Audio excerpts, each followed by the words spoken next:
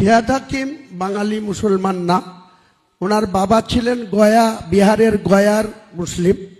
ওনার মা ছিলেন একজন সনাতন ধর্মাবলম্বী মানুষ। তিনি মৌলানা আজাদ কলেজের অধ্যাপিকা ছিলেন, আপনারা সবাই অবগত আছেন। তাহলে উনি ক্রস, যেমন আমাদের পোলট্রি মুরগি পাওয়া যায় ক্রস, তেমনি ফিয়াদ হাকিম হচ্ছে অর্ধেক হিন্দু অর্ধেক মুসলিম ক্রস।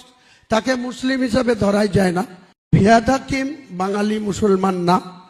ওনার বাবা ছিলেন গয়া, বিহারের গয়ার মুসলিম। ওনার মা ছিলেন একজন সনাতন ধর্মাবলম্বী মানুষ। তিনি মৌলানা আজাদ কলেজের অধ্যাপিকা ছিলেন, আপনারা সবাই অবগত আছেন। তাহলে উনি ক্রস, যেমন আমাদের পোলট্রি মুরগি পাওয়া যায় ক্রস, তেমনি ফিয়াদ হাকিম হচ্ছে অর্ধেক হিন্দু অর্ধেক মুসলিম ক্রস। তাকে মুসলিম হিসাবে ধরাই যায় না। ফিয়াদ হাকিম বাঙালি মুসলমান না। ওনার বাবা ছিলেন গয়া, বিহারের গয়ার মুসলিম। ওনার মা ছিলেন একজন সনাতন ধর্মাবলম্বী মানুষ। তিনি মৌলানা আজাদ কলেজের অধ্যাপিকা ছিলেন, আপনারা সবাই অবগত আছেন। তাহলে উনি ক্রস, যেমন আমাদের পোলট্রি মুরগি পাওয়া যায় ক্রস, তেমনি ফিয়াদ হাকিম হচ্ছে অর্ধেক হিন্দু অর্ধেক মুসলিম ক্রস। তাকে মুসলিম হিসাবে ধরাই যায় না।